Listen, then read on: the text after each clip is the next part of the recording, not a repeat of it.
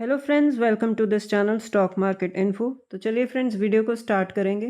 Video में जैसे आप देख सकते हो फ्रेंड्स, आज हम डिस्कस करेंगे कि क्वांट जो मिड कैप फंड है उन्होंने कुछ चेंजेस किए हैं, कुछ रीशफलिंग की अपने पोर्टफोलियो में in the month of June. तो कौन से ऐसे स्टॉक्स हैं जो जिसमें उन्होंने एंट्री ली है या एग्जिट ली है, उन सबको डिस्कस करेंगे, सेक्टर वाइज भी डिस्कस करेंगे। तो अगेन फ्रेंड्स, वीडियो को स्टार्ट करने से पहले मैं आपको बता दूं कि जो इंट्रोडक्शन बहुत ही ज़्यादा इंपॉर्टेंट है कि अगर कोई भी फंड जो है अपने पोर्टफोलियो में चेंजेस करते हैं, उसका मतलब ये नहीं है कि हम भी उनको फॉलो करें।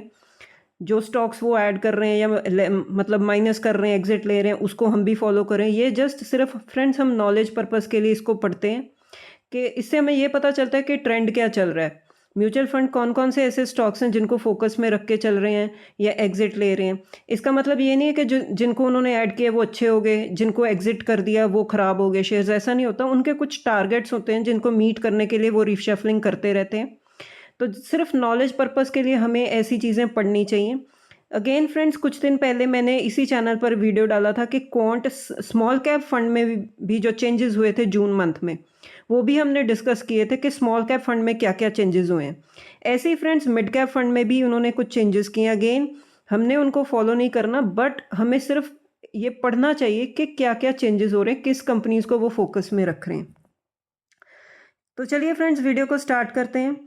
जो जून मंथ में फ्रेंड्स उन्होंने क्या किया कि रिलायंस के जो शेयर्स हैं फ्रेंड्स, उन्होंने वो सेल कर दिए। 21.3 लाख शेयर्स जो है रिलायंस के, उन्होंने सेल कर दिए हैं during the month of June, जिसकी मार्केट वैल्यू है 282 करोड़। उन्होंने एग्जिट लिया है फ्रेंड्स पीबी फिनटेक में भी, मतलब टोटल नंबर ऑफ शेयर्स जो उन्होंने सेल किए हैं वो है 26.42 लाख शेयर्स।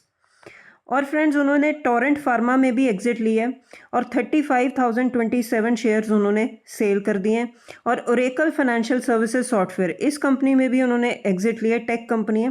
13,164 शेयर्स उन्होंने सेल किए। तो ये कुछ स्टॉक्स हैं जिनमें उन्होंने सेलिंग की है। नेक्स्ट है फ्रेंड्स नई एडिशंस, नए जो शेयर्स हैं जो उन्होंने अपने पोर्टफोलियो में ऐड किए हैं वो है भेल और LTTS।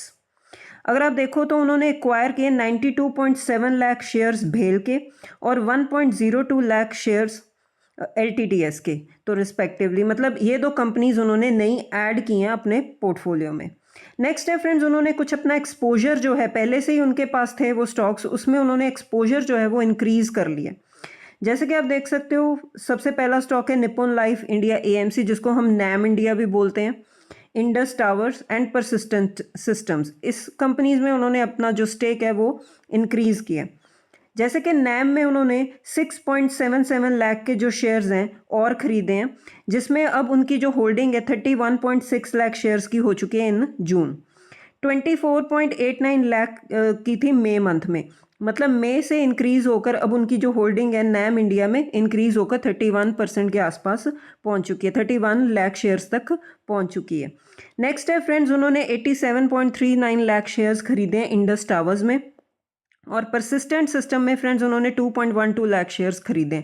तो ये कुछ कंपनीज हैं जिसमें उन्होंने अपना जो स्टेक है वो इंक्रीज किया है। नेक्स्ट है फ्रेंड्स, उन्होंने कुछ कंपनीज ऐसी हैं उनके पोर्टफोलियो में जिसमें उन्होंने अपना जो एक्सपोजर है वो कम किया है। वो कौन सी कंपनीज हैं फ्रेंड्स? जैसे कि पहली कंपनी है टाटा कम्युनिकेशंस और दूसरी है लेंसकार्ट सॉल्यूशंस। टाटा कम्युनिकेशंस में फ्रेंड्स उन्होंने 2.03 लाख के शेयर्स जो हैं वो सेल कर दिए हैं। अब उनकी जो होल्डिंग है 39.24 लाख शेयर्स की है टाटा कम्युनिकेशंस में। लेंसकार्ट सॉल्यूशंस में फ्रेंड्स उन्होंने 14.59 लाख के शेयर्स सेल कर दिए हैं। अब उनकी जो होल्डिंग है लेंसकार्ट सॉल्यूशंस में 9.2 लाख शेयर्स की है। तो ये कुछ कंपनीज हैं जिसमें उन्होंने अपना जो एक्सपोजर है वो कम किया है। अब कुछ ऐसे स्टॉक्स हैं फ्रेंड्स जिनमें उनकी जो होल्डिंग है, जो स्टेक है वो अनचेंज्ड है, मतलब उसमें कोई भी चेंजेस नहीं किए गए, ना तो खरीदा और ना तो बेचा है। तो वो कौन सी कंपनीज है फ्रेंड्स? जैसे कि आप देख सकते हो, आप नोट डाउन कर सकते हो। Adani Energy Solutions, Premier Energies, Anthem Biosciences, Aurobindo Pharma, ICICI Bank, United Breweries, Godrej Properties and IRB Infrastructure Developers. तो ये वो कंपनीज हैं जो बिल्कुल अनचेंज्ड है उनके पोर्टफोलियो में, जिसमें कोई भी अभी तक तो कोई चेंज नहीं किया गया है in the month of June. अब फ्रेंड्स उनके टोटल पोर्टफोलियो का जो है सिनेरियो देख लेते हैं। अब उनके टोटल पोर्टफोलियो में 20 स्टॉक्स हैं।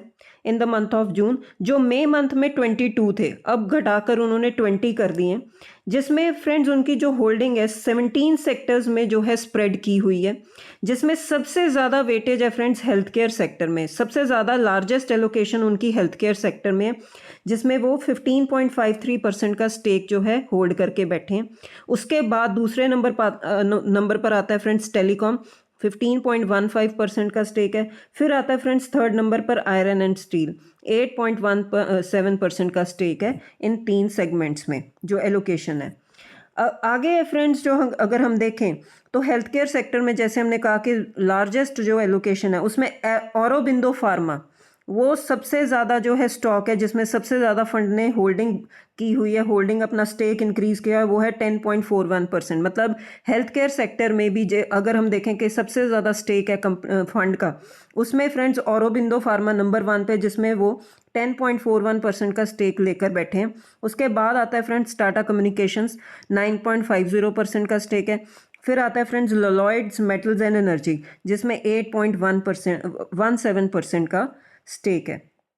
नेक्स्ट है फ्रेंड्स, अब कुछ सेक्टर्स में उन्होंने जो होल्डिंग कम किया, अगर सेक्टर वाइज देखें फ्रेंड्स तो अगर आप देखो तो उन्होंने एक्सपोजर जो है अपना रिड्यूस किया ऑयल एंड गैस सेगमेंट में। जैसे हमें पता है ऑयल एंड गैस सेगमेंट ठीक नहीं कर रहा था, क्रूड ऑयल के प्राइसेस इंक्रीज हो गए थे और अभी भी वॉलेटाइल है, तो फंड ने उसमें जो है अपना एक्सपोजर कम कर दिया 5.65% के साथ। फाइनेंशियल सर्विसेज में भी फ्रेंड्स उन्होंने अपना एक्सपोजर जो कम किया 2.9% के साथ। और आगे आने वाले टाइम में भी फंड का ये मानना है फ्रेंड्स, वो बिलीव करते हैं कि जो मिड कैप सेगमेंट है वो एक फेवरेबल फेज में जाने वाला है, क्योंकि मतलब फ्रेंड्स अब रिजल्ट्स आ रहे हैं ना, तो ऑलमोस्ट जो जितने भी अब तक रिजल्ट्स आए हैं, अगर हम मिड कैप कैटेगरी के जो है कंपनीज को देखें, उन्होंने रिजल्ट्स ठीक ही प्रेजेंट किए हैं। तो फंड को ऐसा लगता है कि आने वाले टाइम में जो मिड कैप सेगमेंट है वो अच्छा कर सकता है, इसीलिए उन्होंने जो है वो जो चेंजेस किए हैं, हमने जो स्टडी किए हैं चेंजेस, वो उसको आप देख सकते हो। और आने वाले टाइम में जो मिड कैप स्टॉक्स के फंडामेंटल्स भी हैं फ्रेंड्स, वो इंप्रूव हो रहे हैं धीरे धीरे। फंडामेंटल्स जैसे फ्रेंड्स प्रॉफिट्स इंक्रीज हो रहे हैं, कंपनी की बोरोइंग्स कम हो रही हैं, टॉप लाइन इंक्रीज हो रही है, तो ये होते हैं फंडामेंटल्स। तो मिड कैप कैटेगरी के स्टॉक्स के जो फंडामेंटल्स है वो इंप्रूव हो रहे हैं, इसीलिए हम देख रहे हैं कि उन्होंने जो अच्छा कर सकती हैं कंपनीज उसमें जो है स्टेक इंक्रीज किया है या नई एंट्री की है स्टॉक्स की अपने फंड में। तो ये कुछ चेंजेस किए थे friends quant mid cap fund में अपने पोर्टफोलियो में in the month of June, जिसको आप स्टडी कर सकते हो। और फ्रेंड्स अगेन मैं रिपीट कर रही हूँ, ये कोई रिकमेंडेशन वाला वीडियो नहीं है, इसको आप स्टडी कर सकते हो, इसको आपकी नॉलेज इंक्रीज होगी कि फंड ने क्या क्या चेंजेस किए और क्या क्या जो है वो थॉट प्रोसेस है उनका, क्यों ये ऐसे चेंजेस कर रहे हैं, कौन सी ऐसी कंपनीज हैं जिनको वो फोकस में रख के चल रहे हैं और जिसकी परफॉर्मेंस अच्छी हो सकती है। तो ठीक है फ्रेंड्स, इस वीडियो में इतना ही, अब मिलते हैं नेक्स्ट वीडियो में। Till then bye bye.